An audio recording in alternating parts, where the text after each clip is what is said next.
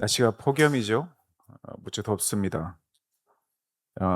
저희도 지금 34도, 35도까지 올라가는 것 보면서 날씨 덥다고 그러는데요. 지금 유럽은 40도를 넘어서 46도 이렇게 합니다. 어, 제가 20년 전에 어, 영국에 있었는데 2005년도까지 있었으니까 2001년도부터 그때는 30도를 넘는 일이 거의 없었습니다. 뭐 선선하고 날씨 좋고 이랬던 곳이 지금은 40도, 최고 온도 46도까지 오른다고 하니까, 게다가 거기는 에어컨이 거의 없거든요. 보급률이 10%도 안 된다고 합니다. 그때는 견딜만 했는데 지금은 엄청 힘들죠.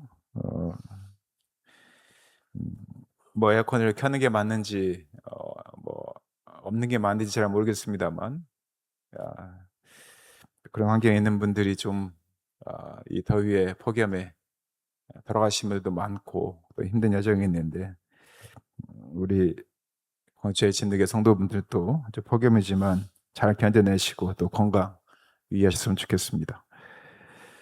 음, 오늘은 교회는 왜 모여야 할까요? 라는 제목으로 설교를 나눠야 하려고 합니다. 그럼 오늘 교회 안 오신 분들 조금 아, 네, 그러실 수 있을 것 같긴 하는데요. 제가 주일날 예배 안 오셔도 막 뭐라고 꾸짖거나 막 뭐라고 안 하는 사람이니까 그 걱정 안 하셔도 될 것 같습니다. 그러나 그럼에도 불구하고 우리가 교회를 공동체라고 이야기를 하고 또 이렇게 교회에서 함께 모여서 예배하는 분명한 목적이 있을 겁니다. 그리고 또 교회는 공동체입니다. 혼자서 존재할 수는 없다는 것이죠. 우리가 성경적으로 교회는 예수 그리스도를 주로 모신 한 인격체, 또 인격체들이 모인 모임을 교회라고 이야기를 합니다. 그 말은 예수 그리스도를 주라 시인한 나의 주인으로 인정한 사람들의 모임, 또 한 개인을 이야기하기도 하죠. 그러나 우리가 교회라고 할 때는 이 교회라고 하는 것은 혼자서 이루어지지 않는다는 것이죠. 즉 개인 신앙이 중요하지만 이 개인 신앙은 공동체 안에서 형성되어지고 성장하고 성숙해진다는 겁니다. 그 안에서 나의 성화가 이루어지는 것이죠. 거룩함이 이루어지는 것입니다. 요즘 우리가 가장 많이 보는 게 유튜브죠. 유튜브로 보다 보면 시간이 흘러가는지를 모르고 또한 다양한 정보들 유튜브를 통해서 보고 배우고 경험합니다. 심지어 요즘 MZ 세대뿐만 아니라 청소년들도 뉴스를 유튜브를 통해서만 듣죠. TV를 통해서 보거나 신문을 통해서 보지 않습니다. 유튜브에서 간추려진 또는 알고리즘에 의해서 내가 원하는 성향의 뉴스들만 간추려서 보기도 해서 이전보다도 더 균형 감각을 잃기도 한다고 이야기를 합니다. 유튜브를 통해서 쏟아내는 정말 많은 정보량들 그리고 속도의 일반 레거시라고 하죠. 옛날에 우리가 알고 있었던 큰 대중 매체들 뉴스나 신문들을 통해서 신문들과 경쟁하여서 유튜브가 훨씬 더 빠른 속도로 우리에게 다가오고 있습니다. 게다가 더 빠른 내용들, 또 자극적인 내용들, 이런 내용들이 짧은 유튜브, 우리가 말하는 쇼츠, 릴스, 이런 걸 통해서 인스타, 이런 걸 통해서 우리가 접하고 있죠. 특히 우리 MZ 또는 알파 세대, 그리고 청소년들은, 또 어린이들은 유튜브에 특화되어 있는 그런 삶을 살아가고 있습니다. 그러나 이것은 단지 그 젊은 세대만에게만 속하지 않죠. 기성세대, 우리가 지금 나이가 있다고 하는 세대들도 유튜브에 아주 깊이 에, 이, 들어가 있고요. 또한 거기에서 많은 정보들을 얻습니다. 교회도 마찬가지입니다. 코로나를 기점으로 해서 유튜브가 보급이 되기 시작했고 함께 예배를 드리지 못하는 그 환경 때문에 각자의 집에서 유튜브라고 하는 최첨단 시스템을 통해서 여러분들이 안방에서 현장에 있는 것처럼 예배와 또한 목사님의 설교를 들을 수 있는 그 시대를 여러분들이 목격했고요. 또한 그 속도가 굉장히 빨라졌고 지금은 아주 편하게 정말 누구의 구애도 받지 않고 편하게 잠옷 차림으로 유튜브로 설교를 들을 수 있는 그런 시대를 달았습니다. 이렇게 얘기하니까 굉장히 비판하려고 듣는다고 생각할지 모르겠지만 그렇지 않습니다. 그만큼 세상의 편의가 우리로 하여금 예배나 또는 교회나 공동체에 대한 의미를 많이 바꾸었다는 이야기죠. 그래서 요즘 많은 분들이 교회는 가기 싫거나 또는 교회 상처를 받거나 또는 말씀을 듣고 싶지만 내가 다니는 교회 목사님의 설교에 만족하지 못하거나 또 여러 가지 각종 이유로 유튜브로 설교를 듣습니다. 그리고 교회에 나가는 것보다 편하다라고 이야기를 합니다. 상당히 많은 수가 이렇게 하죠. 원하는 시간에 원하는 목사님의 설교를, 심지어는 소리도 듣기 싫으면 자막을 켜놓고 이렇게 볼 수 있는 그런 시대입니다. 저는 이게 꼭 틀렸다라고 생각하지 않습니다. 잘못되었다라고 생각하지 않습니다. 왜냐하면 그게 꼭 필요한 분들이 있기도 하고요. 또한 그것들이 성도들의 지적 또는 영적 욕구를 채워주기도 합니다. 세계 최고의 강해 설교자의 설교, 또 깊이 있는 성경 말씀, 성경 공부, 이 모든 것들을 손끝 하나로 만날 수 있다는 것은 이 시대에 우리가 누릴 수 있는 최고의 권리이자 또한 권한이기도 합니다. 이것을 두고 좋다 나쁘다라고 할 수 없다는 것이죠. 이전과는 상상할 수도 없는 일입니다. 인쇄술이 발달하고 난 후에 특정인들의 특정 권력층의 전유물이었던 책이 일반인들에게 보급되기 시작하죠. 그러면서부터 그 인문학이 급속도로 발전하기 시작하면서 인간에 대한 관심들이 굉장히 높아지게 됩니다. 과거에는 종교 중심 또는 권력자 중심이었기 때문에 그들이 말하는 것이 진리다라고 믿어졌지만 이제는 의심하게 되고 보편적으로 우리가 살아가는 세계에 대한 이해가 일반인 사이에 정보로서 또는 사실로서 밝혀지게 되죠. 그 뒤로부터 많은 어떤 정의의 문제, 공평의 문제, 인간에 대한 문제들이 현실화되기 시작합니다. 그래서 지금 현재의 민주주의, 또 자본주의, 우리가 살아가는 시대를 만들게 됐죠. 그래서 이런 것들이 꼭 나쁘다고 할 수는 없습니다. 유튜브가 안 좋은 점도 있지만 오히려 저는 긍정적인 면들이 더 많다고 생각합니다. 그런 면에서 보면 세계의 유명한 강해 설교 또는 성경 공부를 내가 유튜브를 통해서 언제든지 내 시간에 관심을 갖고 볼 수 있다는 것은 감사한 일입니다. 또 내가 지방에 있거나 몸이 불편하거나 시간이 맞지 않아서 예배당에 나오지 못하는 분들에게는 이만큼 좋은 은혜의 통로가 없을 것입니다. 또 말씀드린 것처럼 교회에 상처 있는 분들도 교회 공동체에 함께 속할 수 없어서 또한 그런 방식으로 참여하기도 합니다. 그래서 저는 오늘은 좀 다른 질문을 하려고 합니다. 유튜브가 좋은 것인가 나쁜 것이냐라고 하는 그런 질문보다는 좋은 설교를 듣는 것과 교회에 모이는 것이 같은 것일까? 정보를 얻는 것과 또 함께 있는 것이 같은 무게일까? 오늘 본문을 통해서 여러분들이 한번 질문을 찾아봤으면 좋겠습니다. 이 질문에 대한 답을 찾았으면 좋겠습니다. 먼저 오늘 이 본문 말씀 다시 한번 같이 한번 읽어볼까요? 오늘 본문 말씀입니다. 2장 8절입니다. 2장 18절 함께 읽겠습니다. 시작. 여호와 하나님이 이르시되 사람이 혼자 사는 것이 좋지 아니하니 내가 그를 위하여 돕는 배필을 지으리라 하시니라. 이 말씀이 어디에서 가장 많이 선포되는지 아십니까?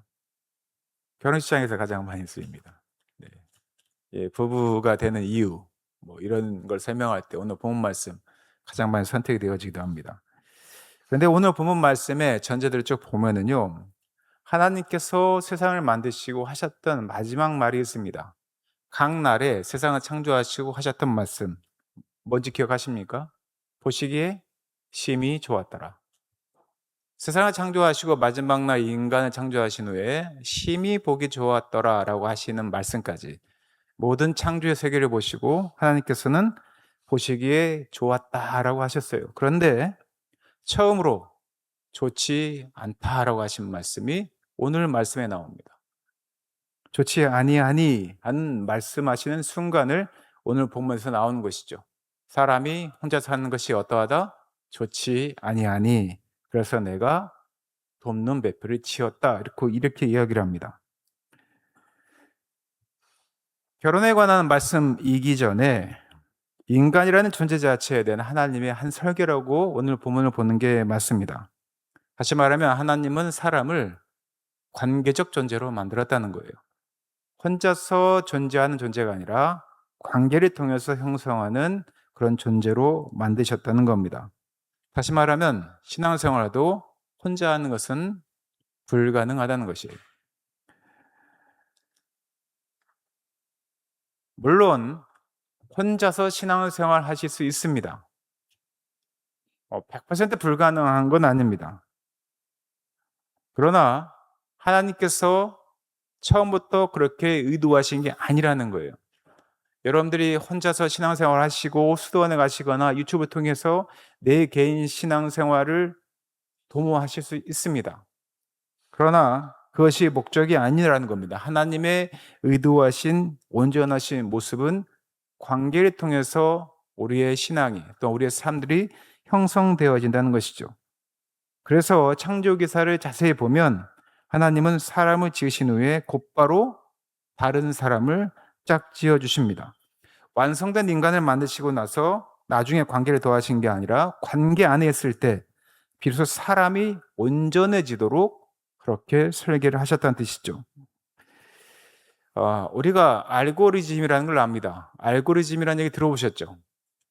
알고리즘은 내가 유튜브 안에서 무언가를 보면 그와 연관된 다른 관심사를 계속 연결을 해서 비슷한 내용들의 또한 비슷한 관심사를 계속 볼 수 있도록 해주는 게 우리가 알고리즘이라고 합니다. 그러나 우리 인생은 이 알고리즘만으로만 형성되지 않는다는 거예요.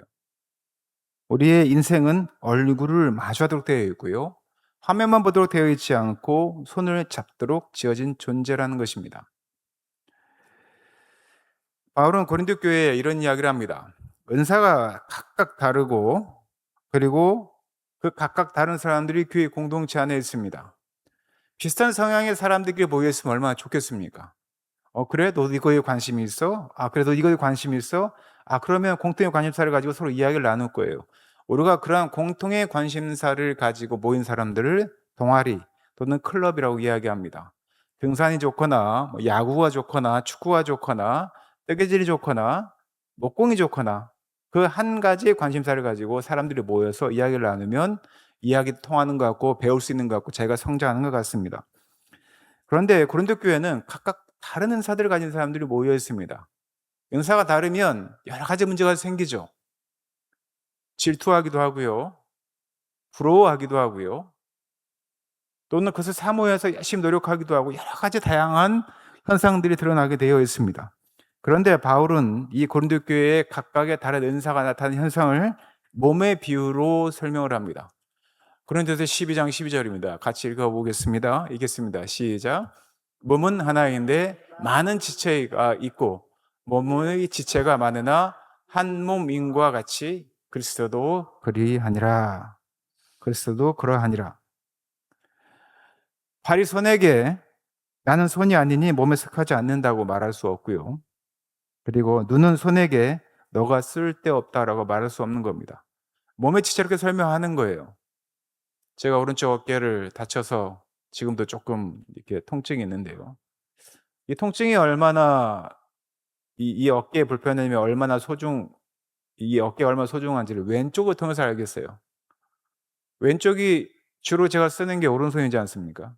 오른손으로 넉넉하게 했던 일들을 이제는 왼손이 넉넉하게 하는 거예요. 그런데 오른손은 못 합니다. 무거운 걸 들거나 손을 높이 올라 이거 못 합니다. 그런데 왼손은 아무런 통증 없이 과거에는 별로 오른손보다 소중하지 않을 것 같았던 왼손이 너무나 일을 잘하는 거예요. 오른손만 주로 쓰던 내가 평소에는 왼손은 나에게 그렇게 큰 역할을 하지 않을 거라고 하대할 수 있죠. 그러나 몸의 어느 구조도 그러한 몸은 없습니다. 몸의 지체는 각자의 역할이 있고요. 은사가 다르지만 역할이 다르지만 또한 그것이 하나의 몸을 이루고 있는 것을 보게 되는 것이죠. 몸이라는 비유가 우리에게 특별히 다가온 이유가 있습니다. 유튜브라고 하는 것은 아무리 훌륭해도 일방향이죠. 우리가 정보를 그냥 계속 주고받는 수밖에 없습니다. 물론 우리가 소극적으로 댓글을 달거나 어떤 질문을 할 수는 있지만 그러나 유튜브는 대부분이 일방향적이고 우리가 보게 되어 있습니다. 설교를 듣는다고 합시다. 유튜브를 통해서 우리가 설교자의 얼굴을 볼 수 있고 설교자의 목소리를 들을 수 있고 설교자가 말한 설교를 들을 수는 있습니다. 그러나 설교자는 나의 눈물을 볼 수는 없죠. 쌍방향이 아니라는 겁니다. 화면 저편의 목소리가, 그 설교자의 목소리가 내가 얼마나 지쳐 있는지, 내가 얼마나 외로운지 알지 못합니다. 옆자리에 있는 지체가 나를 위해서 기도할 수가 없고요. 내가 아플 때 반찬을 가져다 줄 수도 없습니다. 몸은 접속하는 것이 아니라 몸은 붙어 있는 것이다 라고 볼 수 있는 것이죠. 정보로 하는 것은 나 혼자도 받을 수 있지만 돌봄은, 함께함은, 교제는 반드시 곁에 있는 사람들을 통해서만 볼 수 있는 겁니다. 그래서 우리는 공동체라고 이야기하는 것이죠. 히브리서 기자는 아주 직접적인 명령형으로 이렇게 다룹니다. 히브리서 10장 25절입니다. 24절 25절 함께 읽어보겠습니다. 시작. 서로 돌아보아 사랑과 선행을 격려하며 모이기를 배하는 어떤 사람들의 습관과 같이 하지 말고 오직 권하여 그 날이 가까움을 볼수록 더욱 그리하자. 이 말은요, 직접적이고요, 명령형으로 다루고 있는 것입니다. 흥미로운 것은 이 말씀이 초대교회 성도들에게 했던 말이라는 거예요. 여러분들 초대교회 성도들을 보면 어떻습니까? 모여서 재산을 나누고 가난한 사람들이 그 가난이 미처 느껴지기 전에 그들이 필요가 채워지고 과부며 고하며 가난한 자들이 이 공동체 안에서 하나님 나라가 무엇인지를 경험했던 그 교회가 초대교회였어요. 근데 지금 히브리서 기자가 쓰고 있는 이 말씀은 강권입니다. 명령입니다. 이 말씀은 초대교회도 모이기를 싫어하는 사람들이 있었다는 이야기예요. 모이기를 패하는 자들이 있었다는 겁니다. 아주 좋아 보이고 이상형처럼 보이는 초대교회도 문제가 심각했다는 겁니다. 왜 그랬을까요? 초대교회는 그만큼 박해가 심했죠. 또 아무리 좋은 일도 하다 보면 피로함을 느낍니다. 또 자기에게 무관심한 사람들이 분명히 있었을 거예요. 실제로 초대교회는 그런 문제들이 있었습니다. 히브리인들이 헬라인을 무시합니다. 자기와 같은 동료가 아니란 이유로 구제해서 배제하는 일이 있었어요. 그런 일을 경험한 사람들은 자기가 배제당하고 또는 분리당한다고 생각을 했고요. 또는 자기가 무관심의 대상이라고 보았을 겁니다. 박해받고 피로하고 무관심한 그런 여러 이유로 모임에서 멀어지는 사람들이 있었습니다. 그리고 교회를 떠나거나 외면하게 되죠. 2000년 전에도 사람들 모이는 것이 필요한 사람들이 분명히 있었다는 겁니다. 그런데 성경은 이 문제를 개인의 문제로 다루지 않습니다. 공동체 전체를 향한 권면으로 다루고 있습니다. 권하여라는 말은 모임이 나 혼자만의 결단만으로 유지되는 것이 아니라 서로가 서로를 붙잡아 줘야만이 지켜지는 것을 보여주는 것입니다. 누군가가 안 보이면 안부를 묻는 것이고요. 누군가가 지쳐 있으면 손을 내밀며 다시 자리로 오게 하는 것입니다. 그것이 교회인 거죠. 그래서 우리는 교회를 공동체라고 부르는 겁니다. 인생의 허물을 가장 정직하게 다룬 책이 있습니다. 성경에 보면 그게 전도서입니다. 헛되고 헛되니 헛되고 헛되도다라는 아주 유명한 말씀이 있죠. 전도서 4장 9절에 12절까지 한번 쭉 읽어볼까요? 자, 한번 읽어보겠습니다. 시작.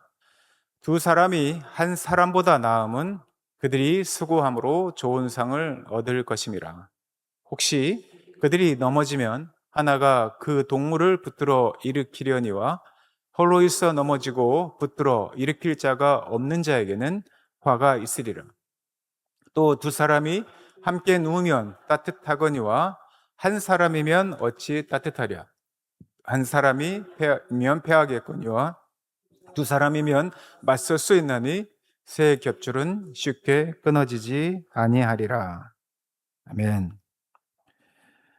혼자 넘어지면 일으켜줄 사람이 없습니다. 유튜브 영상은 내가 넘어졌을 때 나를 일으켜 세워주지 못할 수 있습니다. 물론 각자의 성향에 따라 더 은혜를 받고 일어설 힘을 가진 분들도 계실 수 있습니다. 저는 이것을 완전히 부정하지 않는다고 말씀드렸습니다. 알고리즘은 내가 흔들릴 때 내 옆에 앉아 있지 못합니다. 신앙의 길에서 저는 믿건대 우리를 붙들어 주는 것은 결국 나와 우리와 함께 걸어가는 사람의 존재라고 믿습니다. 바로 여러분들의 옆에 계신 분들입니다. 무엇보다도요, 예수님께서 우리에게 말씀하실 때 세상이 우리를 알아보는 방법에 대해서 이렇게 말씀하셨어요. 요한복음 13장 35절입니다.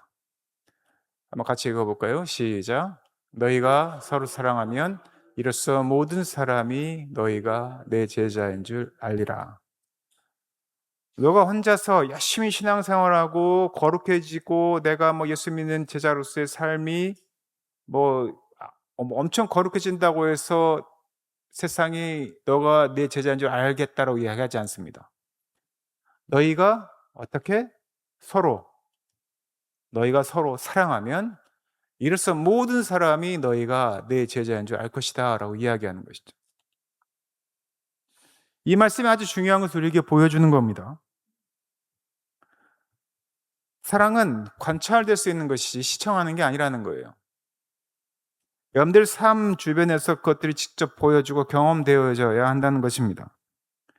서로 다른 세대, 서로 다른 형편, 서로 다른 정치적인 견해를 가진 사람들이 한 자리에 앉아서 서로를 견디고 섬기고 용서하는 그 장면이 바로 복음의 증거라는 겁니다. 사실 그래서 교회 공동체는요, 지지고 볶고 살아가는 그 과정이 필요한 거예요. 그러면서 그 안에서 사랑을 확인하는 것이죠. 나를 따르라 하는 하나의 목적을 가지고 우리가 아무 그런 문제제기 없이 서로의 어떤 가끔의 분열도 없이 가는 것이 아니라는 겁니다. 그것들을 성숙한 교회 공동체는요, 문제가 생겼을 때 어떻게 해결하느냐가 중요한 것이지 문제가 없는 공동체가 좋은 공동체가 아닙니다. 오히려 무너질 소지가 더 높죠. 여러분들 이단이라고 하는 교주 중심으로 나아가는 그런 이단들을 보면 그들에게는 불평 불만이 없습니다. 아니, 불평 불만을 할 수 있는 길 통로가 없습니다. 오로지 교주의 말에 의해서 일사불란하게 다 따라가죠. 그게 좋은 교회의 모습일까요? 좋은 공동체의 모습이겠습니까? 저는 그렇지 않다고 생각합니다. 오히려 서로 문제가 생기더라도 그 문제를 해결하는 과정을 통해서 그 과정을 통해서 우리가 더 성숙하게 되는 것이죠. 알고리즘은 나와 비슷한 생각, 나와 비슷한 취향을 가진 사람만 계속해서 추천합니다. 저도 마찬가지입니다. 그래서 가끔 저도 제가 약간 진보적인 성향 또는 외부에서 저를 좌파라고 얘기하는 분도 계시니까 내가 너무 이것만 보는 거 아닌가라고 생각해서 극우 사람들 의견은 무엇인가 보려고 이렇게 몇 번 보면 금세 또 알고리즘이 막 자꾸 연결해 줍니다. 제가 보고 싶고 듣고 싶지 않은 사람 이야기를 보게 하게 하는 거죠.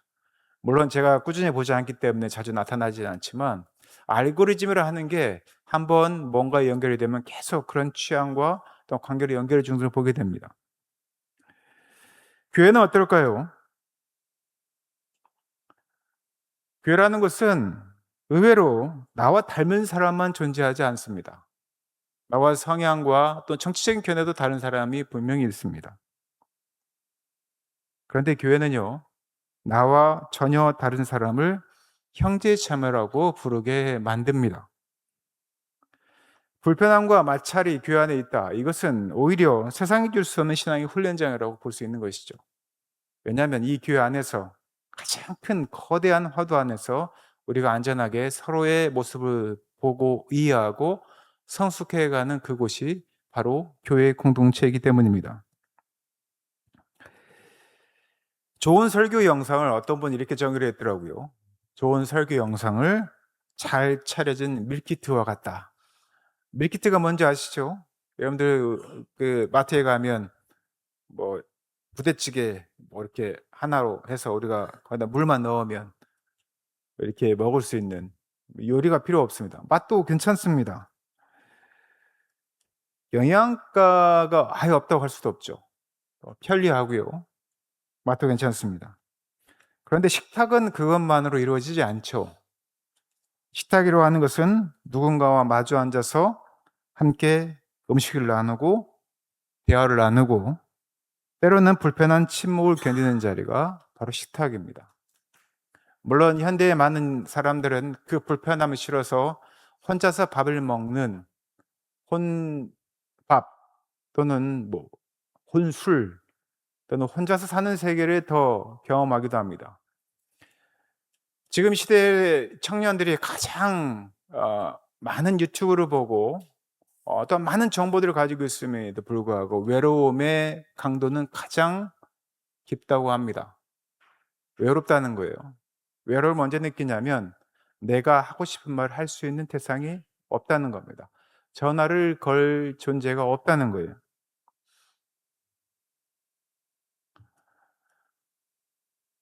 나의 편리함과 또 나만의 어떤 존재 안에만 갇혀 있게 되다 보면 점점 그런 관계들이 미비해지죠.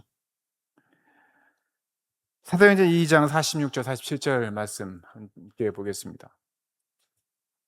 함께 읽겠습니다. 시작. 그들이 사도의 가르침을 받아 서로 교제하고 떡을 떼며 오로지 기도하기를 힘쓰니라. 사람마다 두려워하는데 사도들로 말미암아 기사와 표적이 많이 나타나니 믿는 사람들이 다 함께 있어 모든 물건을 서로 통용하고 또 재산과 소유를 팔아 각 사람의 필요를 따라 나눠주며 날마다 마음을 같이하여 성전에 모이기를 힘쓰고 집에서 떡을 떼며 기쁨과 순전한 마음으로 음식을 먹고 하나님을 찬미하며 또 온 백성에게 칭송을 받으니 주께서 구원받은 사람을 더 날마다 더하게 하시니라. 떡을 떼며 기쁨과 순전한 마음으로 음식을 먹고 하나님을 찬미하며 또 온 백성에게 칭송을 받으니 주께서 구원받은 사람을 날마다 더하게 하시니라. 초대교회의 부흥은요, 설교 하나로 이루어지지 않았습니다. 날마다 마음을 같이하여 모이고 함께 먹고 재산을 나누고 서로 돌아보는 삶의 자리에서 일어난 것이 초대교회의 부흥입니다. 사람들이 교회를 보고 칭송한 것은 설교 내용이 아닙니다. 그들이 함께 사는 모습이었습니다. 정보라고 하는 것은 다운로드를 언제든지 받을 수 있죠. 하지만 인격은 관계 속에서만 형성이 됩니다. 여러분들이 정말 신앙 안에서 성숙해지기를 원한다면 결국 누군가와 부딪히고 실망하고 화해하고 다시 신뢰하는 그 과정을 통해서 우리가 성숙해지는 것입니다. 그 과정을 통과해야 된다는 것이죠. 물론 이 과정이 힘들고 어렵습니다. 우리 목사들 사회에서요, 목회자들이 항상 하는 이야기가 있어요.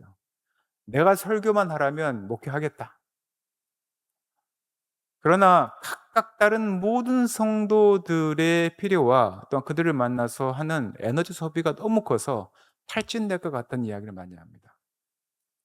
제가 엊그제 월드비전에 가서 강의를 하고 왔습니다. 직원들 대상으로 1시간 반 정도 강의를 하고 왔는데요. 근데 본부장님께서 그런 이야기를 하시는 거예요. 제가 이제 월드비전은 세계에 우리나라에 있는 구호단체 중에 가장 큰 곳이 월드비전이죠. 기독교적인 정신을 가지고 월드비전이 세워졌습니다. 그래서 제가 이 월드비전에서 하는 일이 너무 귀하다. 어떻게 세상에 힘들고 어렵고 어떤 재난을 당한 사람들을 위해서 현장에 가서 물품과 어떤 구호를 준비하고 그곳에 가서 이렇게 하는 일들이 정말 대단하고 존경스럽다 그 얘기했더니 본부장님께서 그 얘기 하시는 거예요. 우리는 그 재난을 당하거나 어려운 사람들, 그 특정한 사람들을 통해서 누군가가 준 것들을 전달하는 일들을 하고 현장에 가서 일을 하는 거지만 목사님들은 교회 안에 보면 각각의 다른 사람들, 각각의 다른 성향의 사람들, 정치적으로 또는 생활적으로 또 성격적으로 다른 사람들을 일일이 다 이렇게 만나고 이야기하고 교제하고 피를 채워주고 하는 일이 자기는 도저히 못할 것 같은 일을 하시는 게 존경스럽습니다. 그 얘기를 하시더라고요. 근데 저는 그렇게까지 생각하지는 않는데 또 한편으로는 맞는 말인 것 같기도 해요. 전혀 다른 분들을 만나서 이야기하고 교제하고 또한 그 관계 안에서 이 공동체 하나를 이끌어가야 되는 그 어려움들이 있어야 된다고 생각을 합니다. 그러나 그러기 때문에 목회를 하는 것이고 또한 사명이라고 이야기하는 것이고 또한 교회 성도들도 그러한 마음으로 서로를 만나고 교제하면서 성장해 가는 거라고 저는 믿습니다. 인격은 관계 안에서만 형성되기 때문이죠. 그래서 목회자도 그 안에서 성숙해지는 것이고 성도도 그렇게 되는 거라고 믿습니다. 교회 안에만 있는 은혜가 분명히 있습니다. 교회 공동체 안에서만 누리는 은혜가 있습니다. 유튜브가 줄 수 없는 은혜가 있습니다. 우리가 침례를 받는 것, 떡과 잔을 나누는 것, 이런 것들은 화면을 통해서 시청하는 것이 아니라 우리가 몸으로 참여해야만 얻을 수 있는 예식입니다. 우리가 공동체에서 함께 있어야 왕성되는 신앙이 분명히 있다는 것이죠. 그래서 하나님께서 우리에게 교회 공동체를 허락하셨습니다. 예수님께서는 우리에게 이렇게 약속하셨습니다. 마태복음 18장 20절 말씀입니다. 함께 읽겠습니다. 시작. 두세 사람이 내 이름으로 모인 곳에는 나도 그들 중에 있느니라. 이 약속은요, 한 사람에게 주신 약속이 아닙니다. 이 약속은 모인 사람들 가운데 주신 약속입니다. 우리가 함께 모일 때 단순히 사람의 수가 늘어나는 것이 아니라 그 자리에 주님이 특별히 또 특별한 방식으로 임재하시는 걸 보게 되는 것이죠. 왜 하나님께서 우리에게 공동체를 허락하셨을까? 개인의 신앙이 연단되어지고 성숙해지는 것도 매우 중요하지만 왜 교회를 우리에게 주셨을까? 하나님 나라 공동체는 어떻게 이루어지시는 걸까라는 질문은 우리에게 주신 것입니다. 사랑하는 제일교회 성도 여러분, 신앙은 언어가 아니라 삶입니다. 삶이라고 하는 것은 혼자서 유유자적하는 게 아니죠. 삶이라고 하는 것은 서로가 서로에게 사랑을 함으로써 드러나는 것입니다. 세상 사람들은 그 모습을 보며 하나님 나라가 무엇인지 예수님의 제자가 무엇인지를 알게 된다고 이야기합니다. 그 삶은 혼자서 완성될 수 없습니다. 그렇다면 우리가 화면을 통해서 말씀을 듣기보다는 내가 속한 교회 공동체가 있다면 또한 내가 속할 교회 공동체가 있다면 그곳에서 누군가의 얼굴을 마주 보며 우리의 신앙을 형성해야 되지 않을까요? 좋은 말씀을 듣는 것에서 멈추지 마시고 그 말씀을 함께 살아낼 사람들 곁으로 나와야 할 것입니다. 그것은 신앙의 시작이 아니라 신앙이 자라는 자리입니다. 말씀을 맺겠습니다. 사랑하는 제일교회 성도 여러분, 교회는 왜 모여야 할까요? 왜 교회 공동체 안에서 여러분들은 함께 해야 될까요? 물론 힘들고 어려워서 이 교회 공동체 안에 함께 하지 못하는 순간이 있을 수 있습니다. 저는 그것을 완전히 배제하자는 것이 아닙니다.